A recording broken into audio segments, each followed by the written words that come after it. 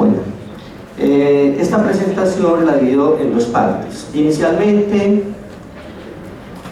en aras de poder comprender la segunda parte, quiero explicar de manera muy breve qué es enfermería, para poder finalmente comprender qué es lo que hacemos los enfermeros y las enfermeras en una institución como el Hospital La María para aportar a la calidad de vida de los pacientes con VIH y TB. Bueno, los investigadores, cada que vamos a abordar algún fenómeno o algún objeto de conocimiento, la primera pregunta que nos hacemos es ¿quién no es? En enfermería estamos empezando a generar una atención sana frente a esos imaginarios sociales de lo que es la enfermería.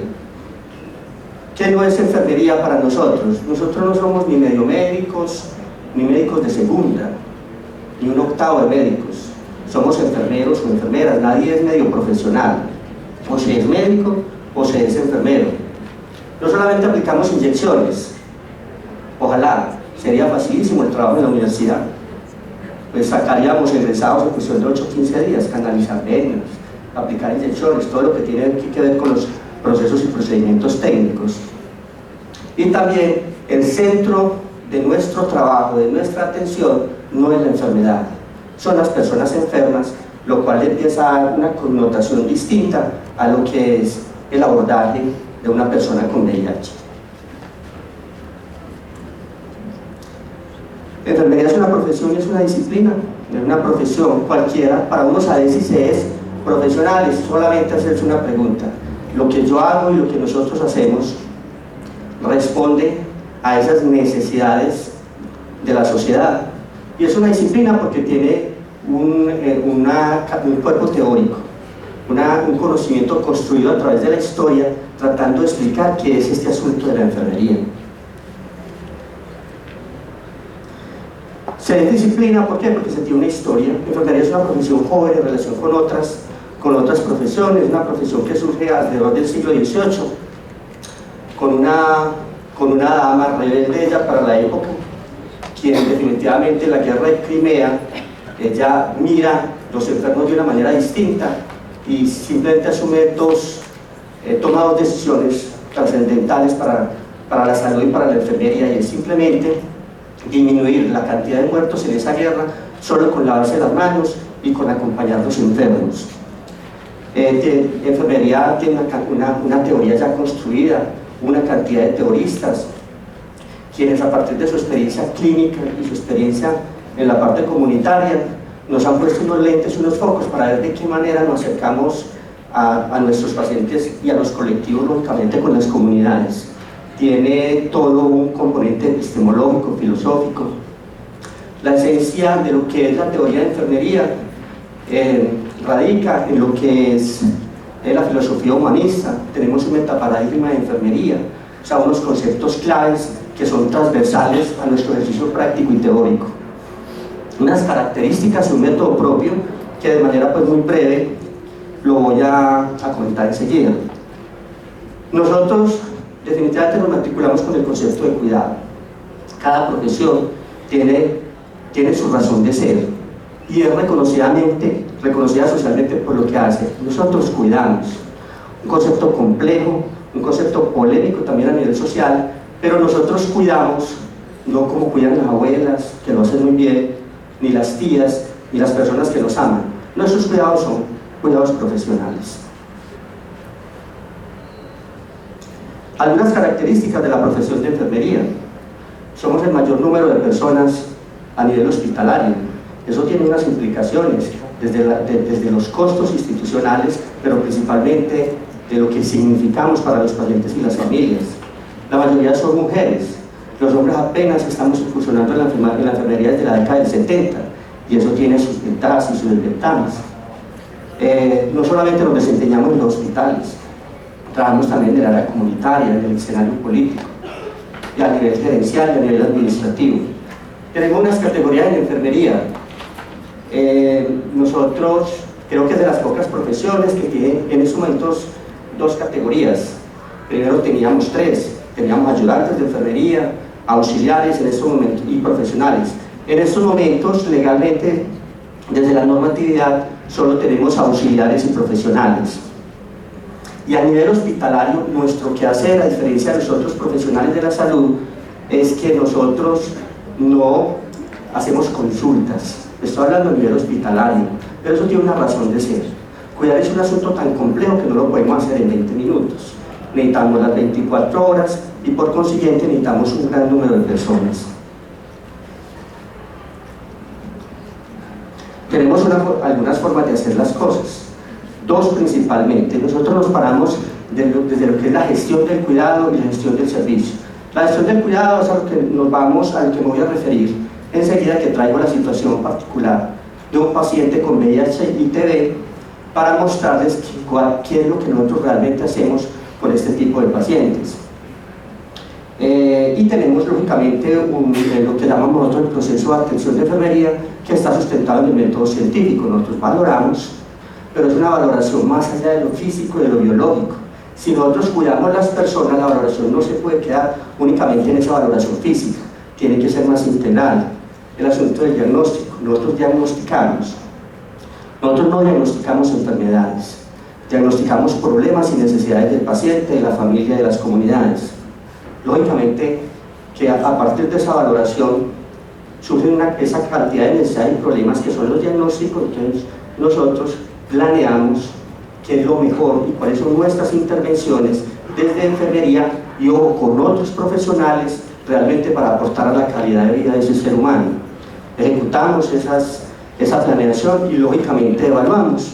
Ya hay desde lo teórico algunas evaluaciones que nos arrojan hasta indicadores de tipo cuantitativo que en un futuro, porque creemos que estamos caminando lentamente, pero caminando, le va a servir mucho a las instituciones para decisiones de tipo organizativo y financiero. También la gestión del servicio, que no voy a hablar de eso hoy, lo soportamos en la parte de teorías administrativas para que nos den el evento a los profesionales para gestionar los distintos recursos, en este caso de los hospitales, en relación con la gestión de recursos físicos, los recursos técnicos y humanos. La enfermería es un eslabón más en esa atención en salud, en este caso para los pacientes con VIH-Sida. Y como ese fenómeno del dominó se cae la atención, hay dificultades específicamente en este eslabón, en todos, pero estoy hablando de este eslabón, y se cae todo el proceso de atención en salud. Ahora sí, entonces, ¿qué hacemos nosotros? ¿Cuál ha sido nuestra experiencia con pacientes con VIH y TB? Esta segunda parte me la digo en tres momentos: la identificación del paciente, la fotografía de la evolución médica, que es primordial y necesaria para nosotros conocerla, pero conocerla de manera general. Insisto que los enfermeros y las enfermeras nos tenemos y nos debemos quitar esa carga de creer que debemos saber absolutamente todo el acervo médico. Cada uno tiene su profesión, sus tiempos y su dedicación. Nosotros debemos conocer de manera general con el profesional médico, realmente tomar una fotografía de ese paciente para nosotros posteriormente a lo que nosotros conozcamos de lo que está pasando con ese paciente, tomar nuestras mejores decisiones. Y a partir de esto, hacer entonces construir lo que llamamos el proceso de atención de enfermería.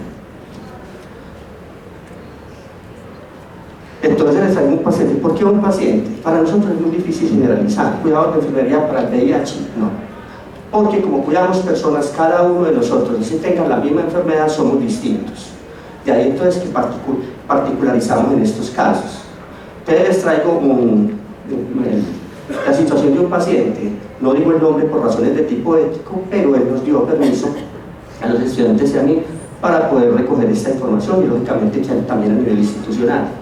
Es un paciente de sexo masculino de 39 años que vive en el municipio de Medellín, vive con su mamá y 3 hermanos. Es soltero, es vendedor ambulante, es bachiller académico, seguridad social, sabía salud. Estaba pensando ahora que si nosotros diagnosticamos necesidad de problemas, ya diagnosticamos el primero pues con el informe del señor gobernador. Estilos de vida, es un paciente fumador, es paciente alcohólico y es un paciente que fue consumidor de sustancias psicoactivas. Antecedentes personales: un paciente que fue diagnosticado desde el 2014 con VIH-Sida en estadio 3, una TB pulmonar en el 2014 también, igualmente sin una sífilis latente, y en el mismo año una criptococosis meningia. De antecedentes quirúrgicos: un paciente con una estositis de muñeca derecha y una fractura maxilar inferior. Familiares, pues tienen antecedentes de hipertensión, de diabetes, de SIDA y de epilepsia. No refiere ninguna alergia. Importantísimo para nosotros en esa atención al paciente a nivel hospitalario. Ingresó el 14 de octubre, lo valoramos por enfermería el 2 de noviembre. Con los estudiantes, pues enfermería lo valora desde el primer día. Estoy hablando con los estudiantes, y con 19 días de hospitalización. Nosotros, ¿por qué centramos un día? Porque este diagnóstico de necesidades y problemas puede cambiar de un día para otro. Esa valoración tiene que ser diaria, esos diagnósticos tienen que ser diarios, esa ejecución y ese plan de cuidados tiene que ser diario y puede cambiar. El ejemplo más sencillo es dolor. El dolor es un problema del paciente, hay que resolverlo ya. Puede tener dolor, es un diagnóstico de enfermería, y nosotros ponernos la meta que se le va a quitar el dolor, y poner una meta para 6 horas. En la tarde ya no es un diagnóstico de enfermería si el paciente mejoró del dolor. Desde la evolución médica, ¿qué información teníamos ese día? Desde los diagnósticos médicos: un paciente con una infección por VIH-Sida en estadio 3, con una hiponatremia resuelta, con una visitopenia en estudio, o sea, por hemograma, con una neutropenia, una linfopenia, con una toxicidad medicamentosa por trimetoprim-sulfa interrogada, una TB diseminada resistente a los antituberculosos, una criptococosis meningia diseminada y una sífilis terciaria, pero ya estaba descartada desde el punto de vista médico. Que tenía una cantidad de exámenes de laboratorio. Creo que los que trabajamos con estos pacientes sabemos el arsenal, y es necesario, lógicamente, eso pues no lo cuestiono, de exámenes de laboratorios y de medicamentos que tienen estos pacientes.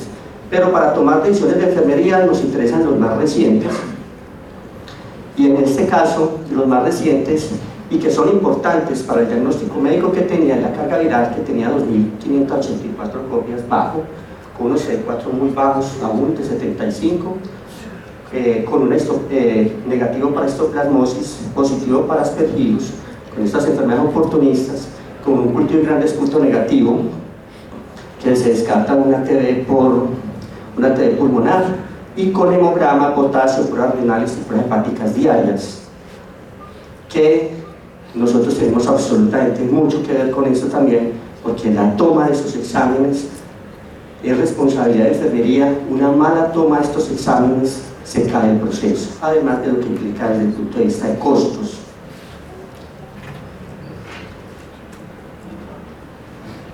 ¿Quién eran los especialistas tratantes en ese momento? El médico internista de la sala, la infectóloga por el asunto de la resistencia al trimetoprim, y el hematólogo por el asunto de la visitopenia, que médicamente estaban buscando cuál era la causa.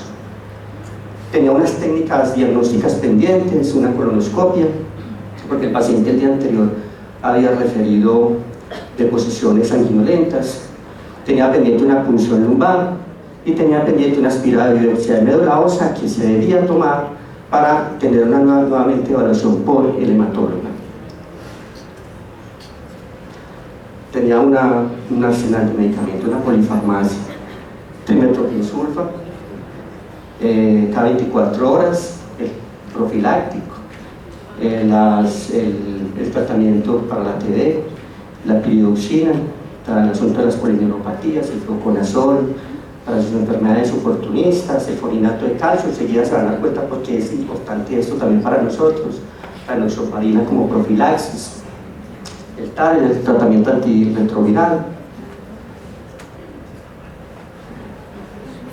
la prednisolona, tratamiento empírico para su visitopenia mientras que le definen la causa, acetaminofén, a necesidad, anfotericina, al cual también me voy a referir más luego, con su premedicación para la fosfericina, el suero salino, el acetaminofén, la difenhidramina y lógicamente un goteo con potasio. Esta es la información que nosotros disponemos desde el punto de vista médico. Ahora pasamos entonces a aplicar el proceso de atención de enfermería. Nosotros tenemos varias formas de valorar de manera integral.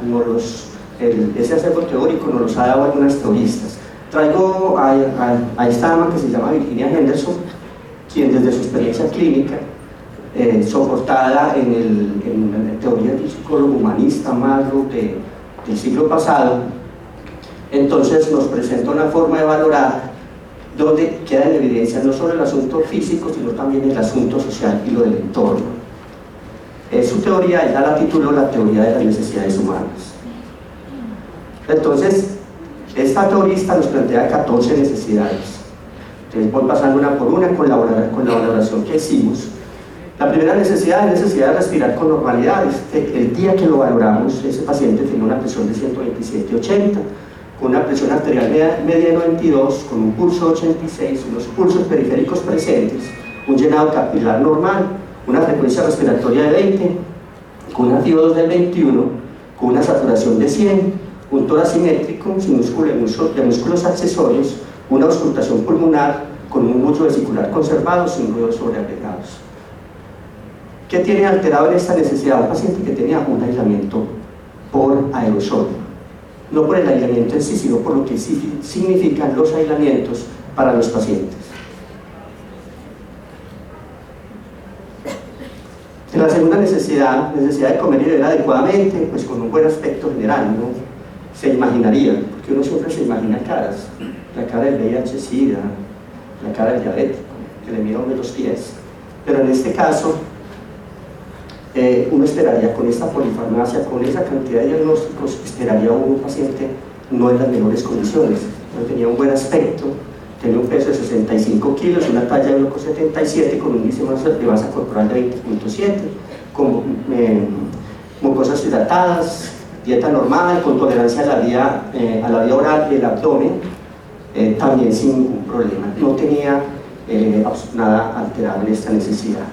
Desde eliminar los desechos, evaluamos la parte de la eliminación que estaba bien, las deposiciones, aunque había referido el día anterior que tenía deposiciones sanguinolentas, para ese día estaba bien.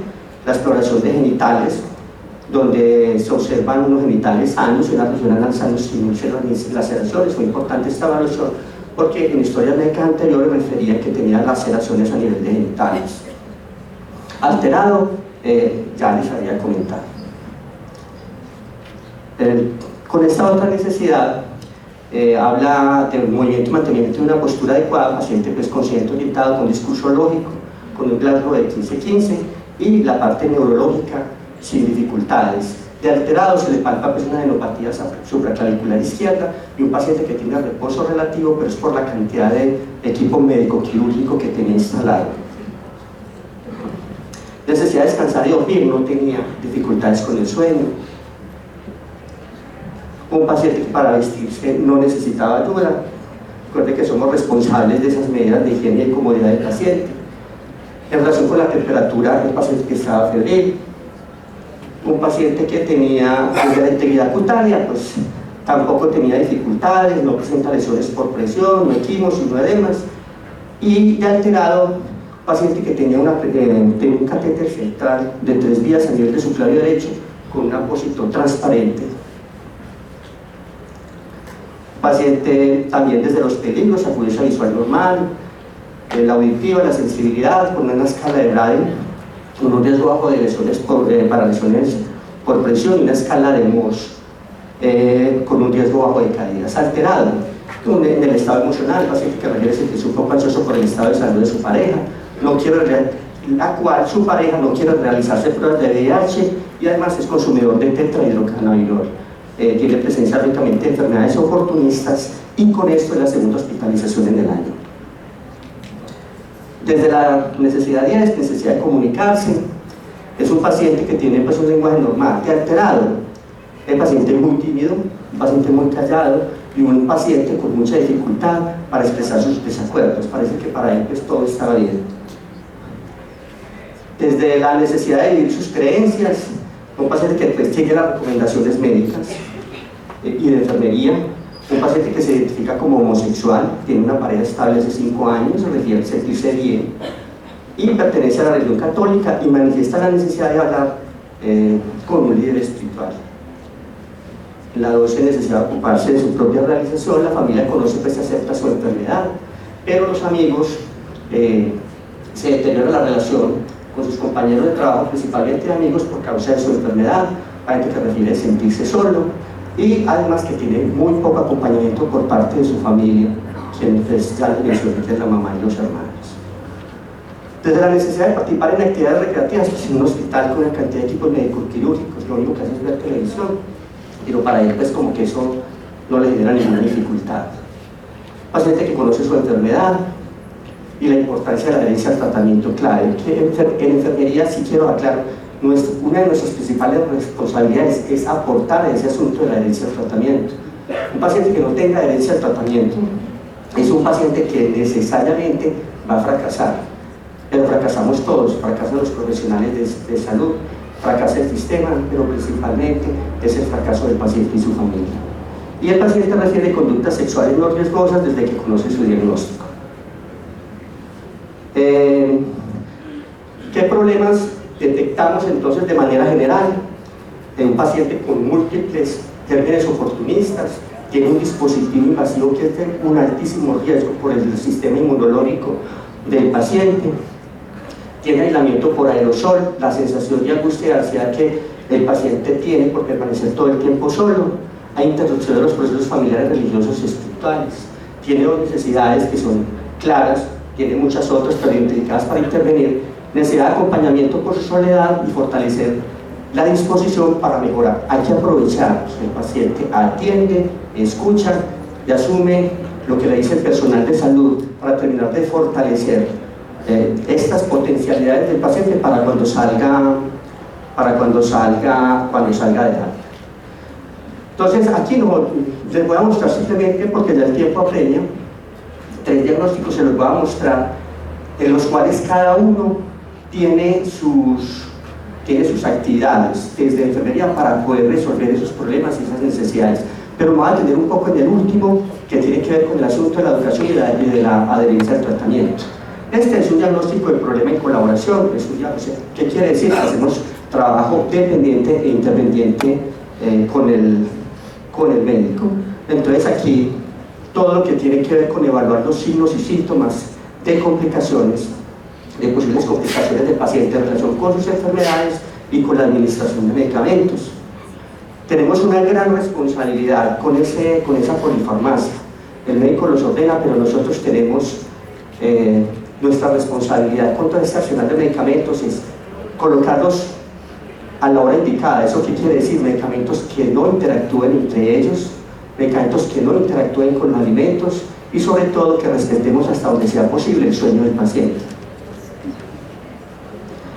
Aquí, lógicamente, unos cuidados específicos desde enfermería para la administración de la anfotericina B, medicamento bien cáustico y con un riesgo potencial de letalidad altísimo, que un mal manejo de este medicamento desde lo técnico puede llevar al paciente a la muerte.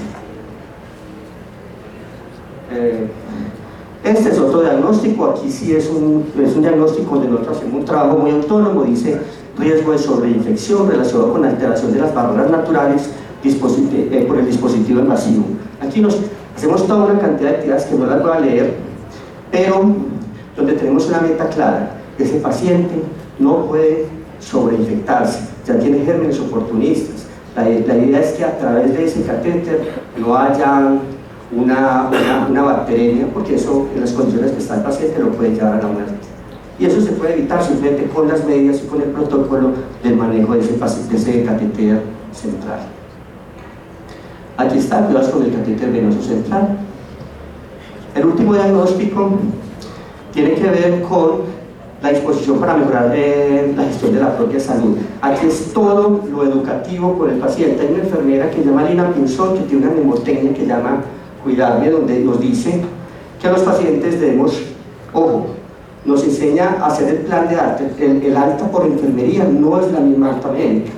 El médico, cuando ya resuelve una cantidad de signos y síntomas, da el alta. Pero en enfermería el alta empieza desde el día del ingreso. ¿Por qué? Porque la idea es educar a ese paciente para que salga en las mejores condiciones para su escenario natural y que trate por lo menos y que sepa manejar su enfermedad y esta polifarmacia.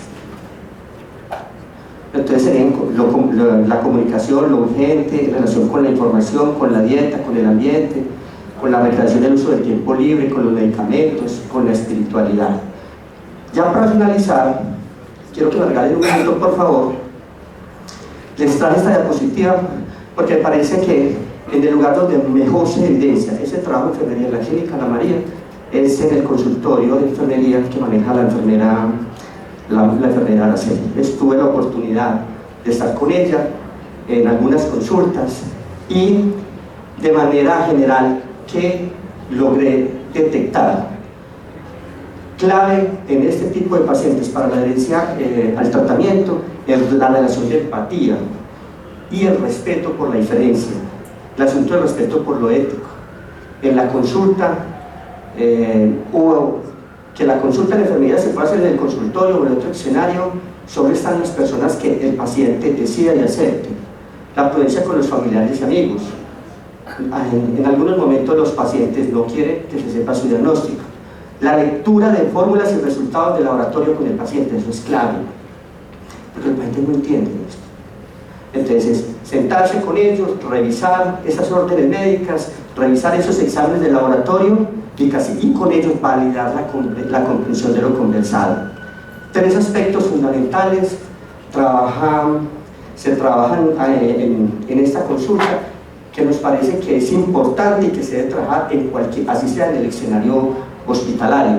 Uno, importantísimo, trabajar con ellos la parte de la adherencia al tratamiento, la sexualidad responsable y finalmente reforzar su autoestima. Recordemos que esto es una enfermedad social porque está casi que se le colocó la impronta que es para población LGTBI, para drogadictos y para prostitutas.